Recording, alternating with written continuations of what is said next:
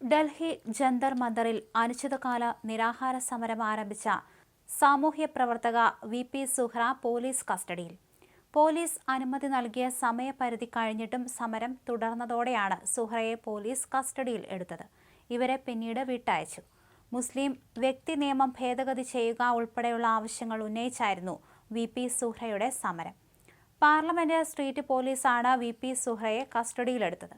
മുസ്ലിം വ്യക്തി നിയമം ഭേദഗതി ചെയ്യുക, പിന്തുടർച്ചാവകാശത്തിൽ ലിംഗനീതി ഉറപ്പാക്കുക, മാതാപിതാക്കൾ മരണപ്പെട്ട അനാഥ പേരമക്കൾക്കും പിന്തുടർച്ചാവകാശം അനുവദനീയമാക്കുക, സ്വത്ത് അന്യാധീനപ്പെട്ടു പോകാതിരിക്കാൻ മക്കൾക്കോ അടുത്ത ബന്ധുക്കൾക്കോ വിൽപത്രം എഴുതിവെക്കാനുള്ള അവകാശം മുസ്ലിങ്ങൾക്കും ബാധകമാക്കുക തുടങ്ങിയ ആവശ്യങ്ങൾ ഉന്നയിച്ചായിരുന്നു സുഹ്രയുടെ നിരാഹാര സമരം.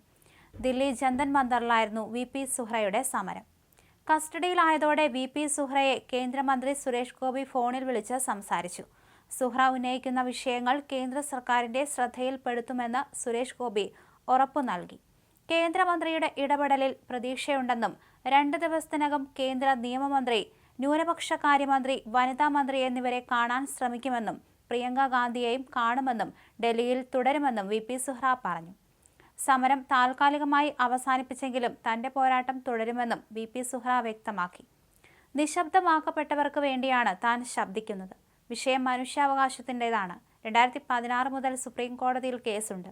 സംസ്ഥാനത്തിനും കേന്ദ്രത്തിനും നിവേദനങ്ങൾ നൽകുകയും ചെയ്തിട്ടുണ്ട്. ഇസ്ലാം യുവതികളുടെ വിഷയം നിയമ സംവിധാനത്തിന് മുന്നിൽ പലവട്ടം അവതരിപ്പിച്ചിട്ടും നടപടി ഉണ്ടാക്കുന്നില്ലെന്നും അവർ വ്യക്തമാക്കിയിരുന്നു. ഇസ്ലാമിലെ പിന്തുടർച്ചാവകാശത്തിലെ പുരുഷന് 1 കിട്ടുകയാണെങ്കിൽ സ്ത്രീക്ക് പകുതിയായിരിക്കും കിട്ടുക. ഒറ്റ മകളാണെങ്കിൽ പിതാവുണ്ടാക്കിയ സ്വത്തിന്റെ പകുതിയും സഹോദരങ്ങൾക്കായിരിക്കും ലഭിക്കുക. സഹോദരിമാരാണെങ്കിൽ ലഭിക്കുകയില്ല.